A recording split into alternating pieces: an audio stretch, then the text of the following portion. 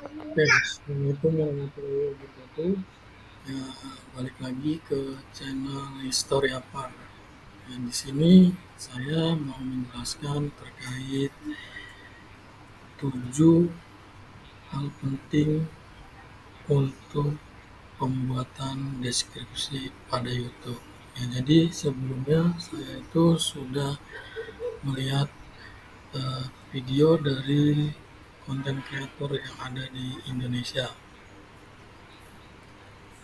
Nah, si konten kreator ini menyampaikan bahwa deskripsi itu tidaklah penting, tetapi yang dipentingkan adalah bagaimana ketika membuat videonya itu sudah pasti banyak view atau banyak yang menonton. Saya tidak menyalahkan dari kreator YouTuber yang ada di Indonesia terkait hal penyampaian deskripsi itu tidaklah penting. Tapi setelah saya coba pelajari, ya deskripsi itu bisa dikatakan penting. Jadi ada 7 poin mungkin yang akan saya sharing di penyampaian uh, video ini. Ya. Jadi kalian tuh harus tahu dulu ya, deskripsi YouTube itu bagian penting ya sebenarnya dari setiap video. Ya ini bukan hanya tempat untuk menjelaskan isi video, tetapi juga deskripsi itu sebagai alat yang dapat membantu meningkatkan visibilitas dan daya tarik konten yang kita buat. Ya, jadi ada beberapa elemen kunci nih yang mungkin di deskripsi YouTube yang menarik dan informatif. Ya, nah yang disebut informatif itu apa? Jadi memberikan pengetahuan atau pemahaman kepada si penonton video yang akan kita tayangkan atau yang akan kita berikan kepada penonton.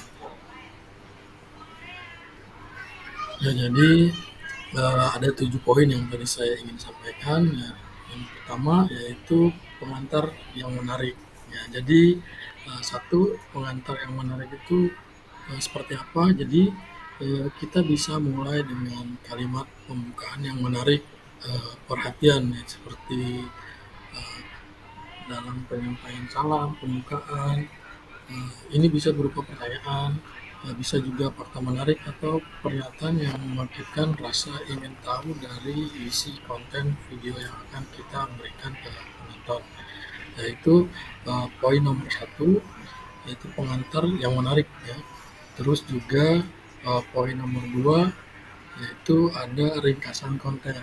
Jadi boleh kalian membuat sebuah video dengan singkatnya, tetapi yang dapat diharapkan penonton dari video. Nah, menjelaskan tema utama dari pembuatan ringkasan yang kita buat video singkat ini dan poin-poin penting yang akan kita bahas. Nah, usahakan untuk menciptakan video yang jelas agar penonton itu tahu apa yang akan mereka saksikan. Nah, itu poin nomor 2 terkait ringkasan konten. Nah, terus untuk poin 3 saya akan jelaskan ya. Jadi di poin 3 itu ada yang namanya kata kunci. Jadi sertakan kata kunci yang relevan atau yang mudah membuat penonton itu membantu tertarik dengan ditemukannya dalam pencarian. Terus kemudian penempatan kata kunci yang strategis dalam deskripsi dapat meningkatkan SEO atau Search Engine Optimization dan menarik lebih banyak penonton. Jadi kata kunci atau keyword itu juga buat saya sangatlah penting. Jadi sebelum kalian membuat sesuatu hal, pastikan kalian sudah mengetahui kata kunci yang memang mudah dicari oleh para penonton ya. Nah, itu untuk poin 3 ya, saya jelaskan terkait kata kunci. Terus lanjut ke poin yang keempat, ya. Di poin keempat itu ada tautan dan sumber daya. Apa sih tautan dan sumber daya ini? Nah, jika ada sumber daya tambahan yang relevan seperti halnya ada artikel atau video lain atau produk, ya, jika memang video kita membahas tentang poin produk yang disebut dalam video, sertakan langsung disertakan dan ditautkan video yang akan kita putar selanjutnya. Intinya video itu berkaitan, yang disebut relevan itu. Jadi ketika kalian membuat video pertama itu ada video yang kedua. Nah, video kedua tersebut diikut sertakan, ditampilkan sehingga penonton itu dapat mengetahui bahwa video yang kalian tampilkan, videonya itu ada hal-hal yang berkelanjutan. Nah, itu poin nomor 4. Jadi poin nomor 4 itu ada tautan dan sumber daya, ya. Lanjut, kemudian lanjut ke poin 5, ajakan untuk bertindak. Nah, ini juga buat saya ketika saya memahami dari sebuah video yang mungkin sudah banyak oleh para YouTuber yang lebih terdahulu, ya, yang selalu ajakan untuk bertindak itu ditampilkan. Contoh halnya yaitu seperti CTA, Call to Action, atau ajakan penonton untuk berlangganan. Jadi bagaimana caranya ketika kalian membuat sebuah video, terus penontonnya itu tidak bosan dan tidak jenuh, sehingga ketika kalian update dia selalu menonton video kalian, yaitu yang disebut penonton berlangganan. Terus kemudian juga penonton yang menonton video kalian itu menyukai video atau meninggalkan komentar. Nah, itu juga sama aja seperti CTA atau call to action atau ajakan untuk bertindak, ya. Terus juga CTA yang jelas dapat meningkatkan interaksi dan membantu membangun komunitas di sekitar konten Anda. Jadi yang dimaksud ada interaksi itu seperti apa? Jadi pada saat kalian membuat video, terus kemudian video kalian ada yang berkomentar. Nah, tugas kita adalah bagaimana caranya untuk mengajak para penonton itu berkomentar dan kita memberikan sebuah jawaban dari atas apa yang diberikan komentar terkait video yang kita tampilkan. Nah, jadi itu yang disebut CTA, ya, Call to Action, ya. Terus ada lagi poin ke-6, ya. Ini poin ke-6 itu informasi tambahan.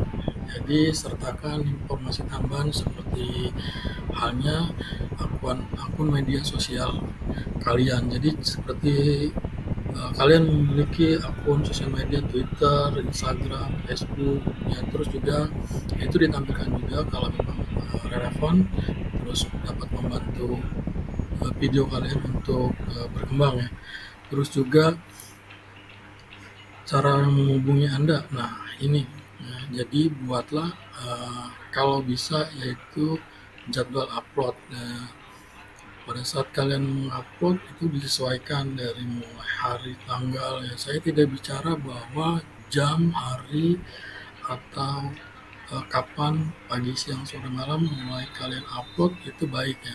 Kalau saya pribadi, ya, saya selalu membuat 2 video, yaitu video pendek dan juga video panjang. Yaitu saya selalu berkaitkan kedua video yang saya buat itu. Tidak pernah saya membuat video itu tidak selalu berkaitan, walaupun sehari satu video pendek kemudian disambung dengan video panjang. Nah, jadi seperti itu, ya, caranya. Kemudian poin terakhir nih, poin terakhir itu ada yang disebut format yang mudah dibaca. Jadi gunakan paragraf pendek. Nah, dalam pembuatan paragraf itu juga sama, ya, panjang atau pendek, ya, bagaimana caranya. Sebenarnya intinya paragraf itu pada saat kalian menuangkan di deskripsi, paragraf itu semenarik mungkin, ya, sehingga baik panjang atau pendek sih buat saya itu nggak jadi masalah. Intinya buatlah yang menarik, ya. Terus poin-poin atau tambahan emoji juga itu bisa ya untuk membuat deskripsi lebih menarik ya, dan mudah dibaca. Nah, format teratur akan bantu penonton menyerap informasi dengan lebih baik ya. Nah, itu 7 poin yang saya bahas di video saya. Ya, kesimpulannya dengan mengikuti panduan-panduan 7 ini, ya mudah-mudahan dapat menulis deskripsi YouTube yang tidak hanya informatif tetapi juga menarik, yang dapat meningkatkan daya tarik dan keterlibatan penonton dengan konten yang kalian buat ya. Ya mungkin itu yang dapat saya sharing terkait 7 poin penting pada saat pembuatan deskripsi pada YouTube kalian ya.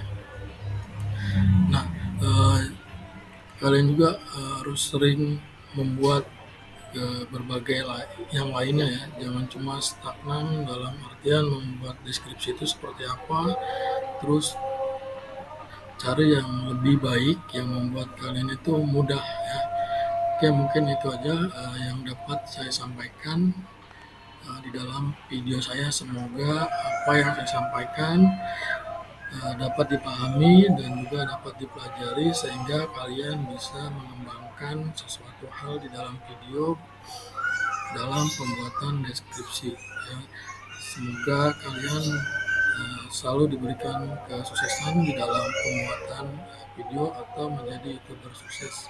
Sekian dan terima kasih. Assalamualaikum warahmatullahi wabarakatuh.